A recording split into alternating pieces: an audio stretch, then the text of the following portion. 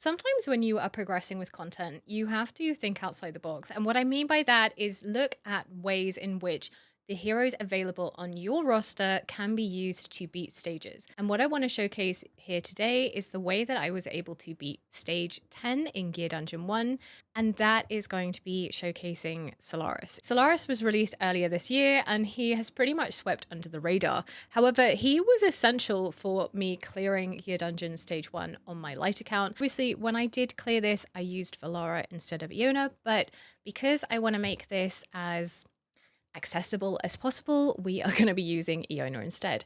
Now, I am using Rivenhold. He is just in there for the shields that he's put out. He could easily be replaced by Vortex, but you will see here we are not using any of the classic Gear Dungeon 1 strategies. There is no anti-heal, there is no execution, and so yeah, I had to get a little bit creative.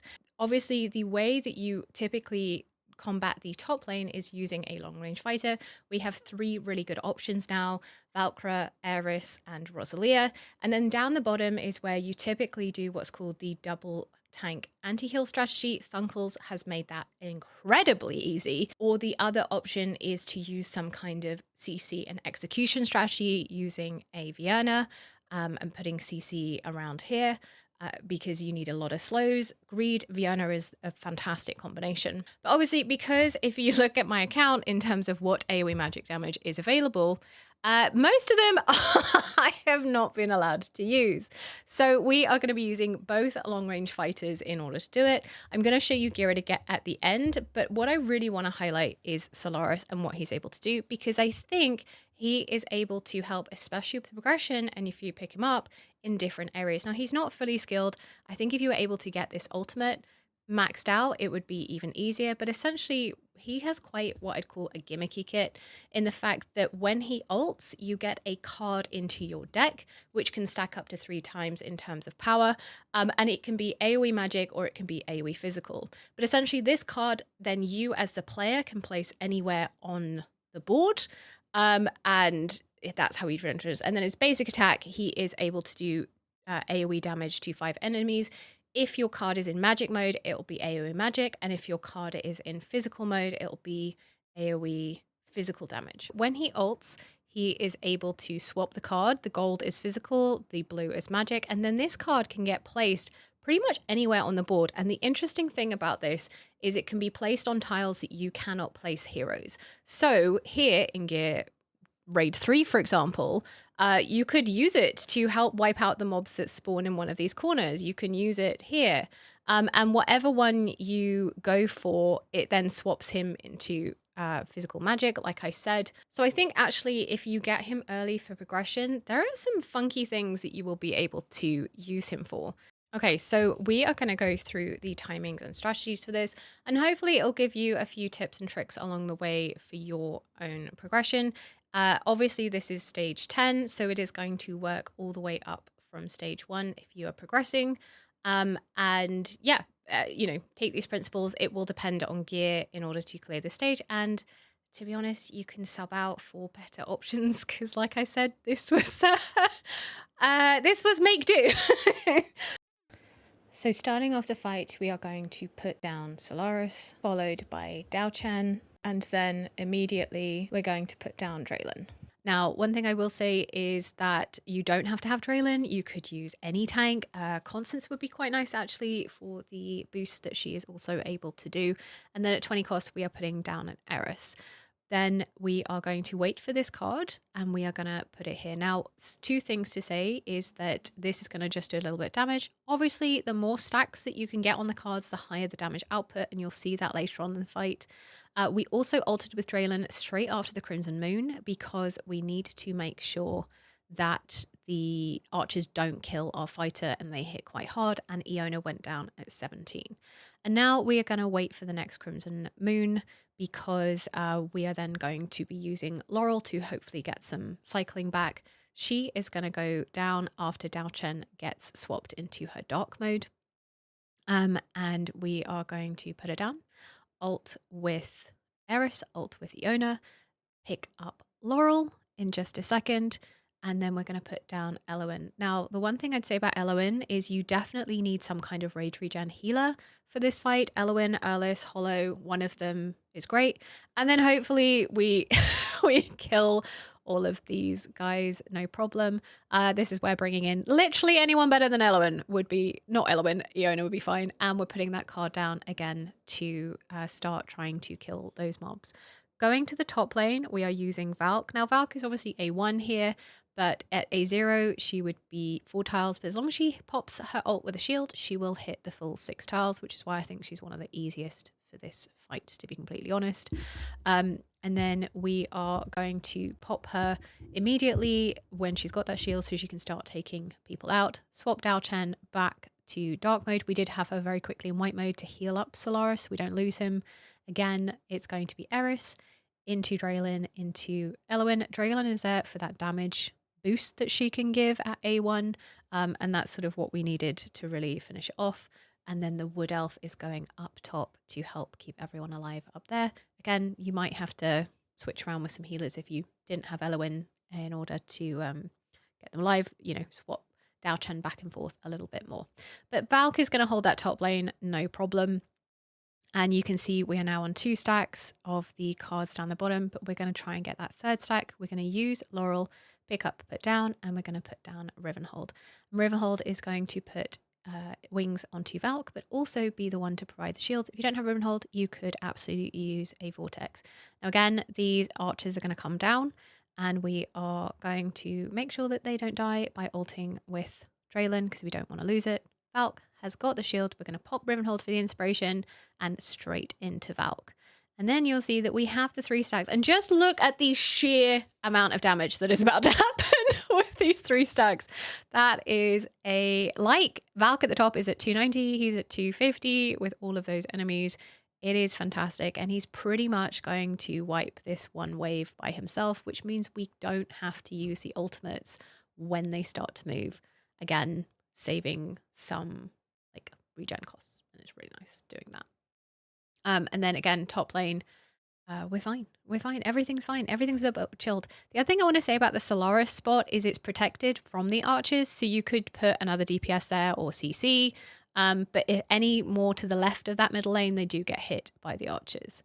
So yeah, we are looking fine. We're at 40 out of 60 now. We are on the last few waves, which is really good to see. So we're going to wait for this Empress Banquet, get that 1 card down for that little bit of juice to knock them out before they go.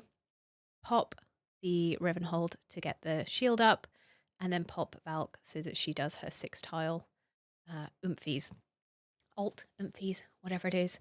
And then it is going to be exactly the same. Eris down the bottom with Draylin for the damage boost and Iona to make sure that we get this wave absolutely done and dusted.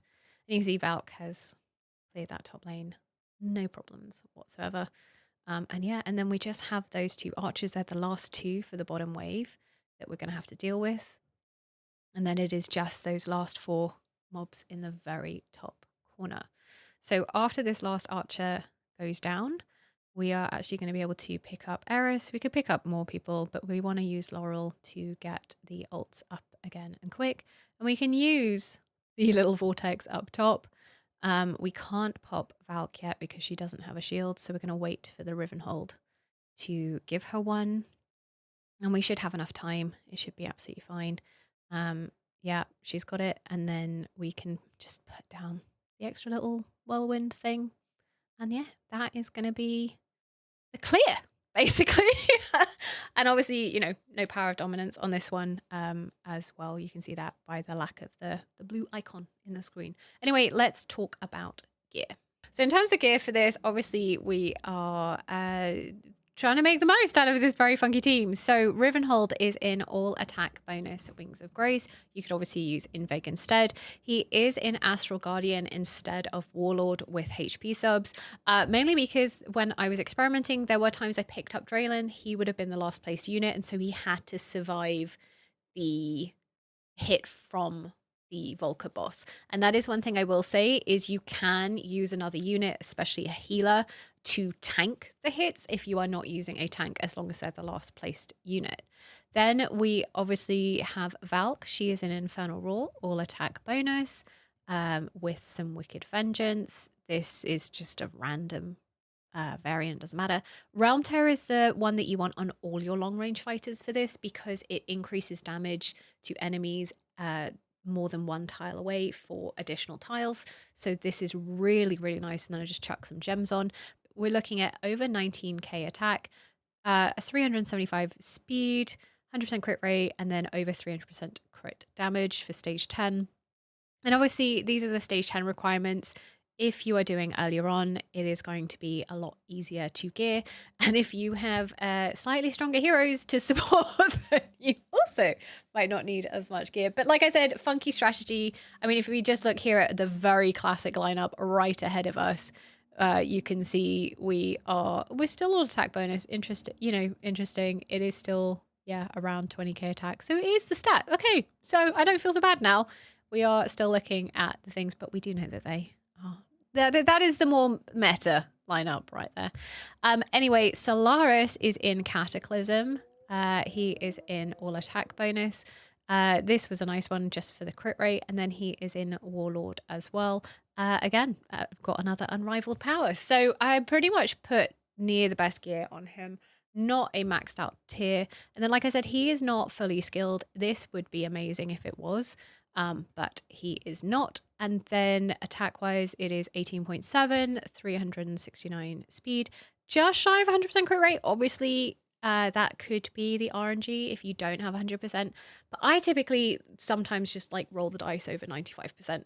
And then crit damage, we are just shy of 300%. And then rage regen. If you can get rage subs, obviously to get the cards out more, that's going to be helpful, but I wouldn't sacrifice too many of the other stats for that.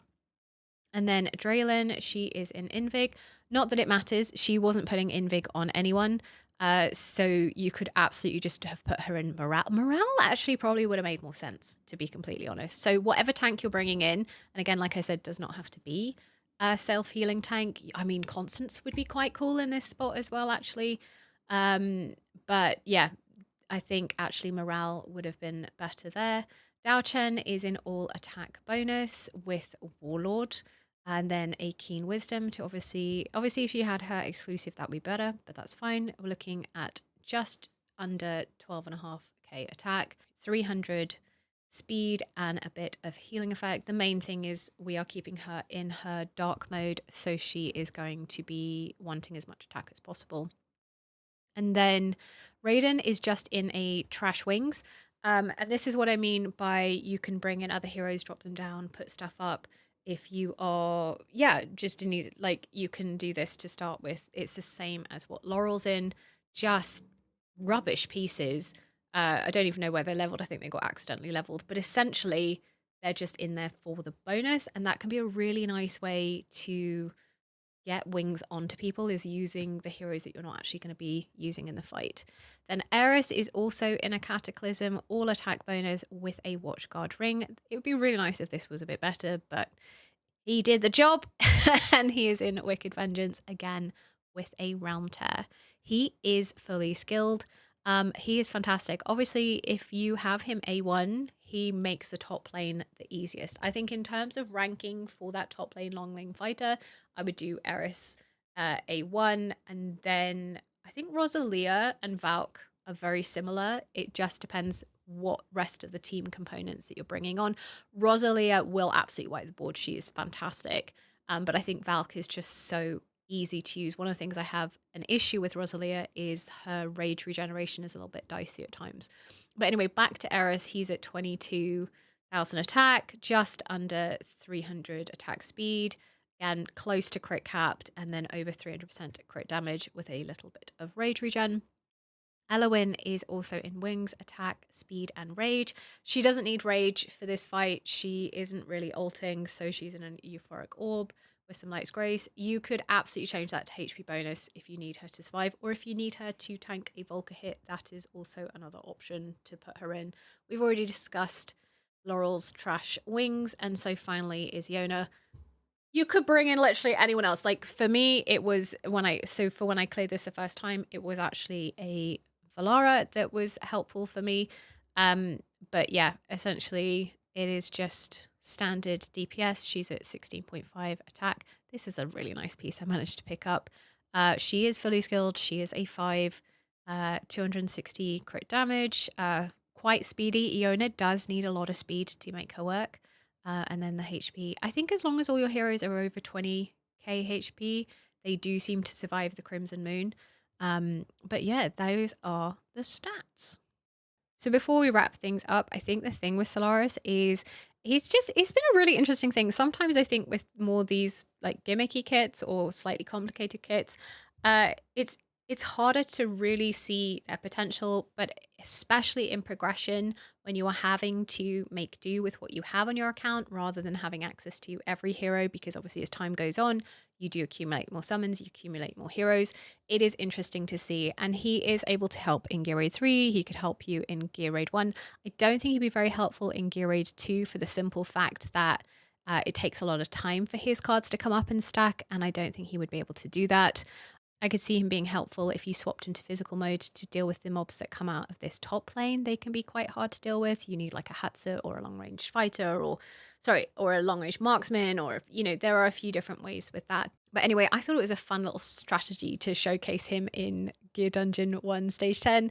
And I also think it's fun to see how there are lots of solutions once you understand the mechanics of a particular stage. So yeah, that is going to be everything from me today. Do let me know in the comments below, have you used Solaris? Are you looking forward to trying him out? Or who is your secret MVP that you have discovered in this game? Anyway, thank you so much for watching. Do like and subscribe if you haven't already. I look forward to seeing you in the next video and the next live stream. So until then, take care and bye for now.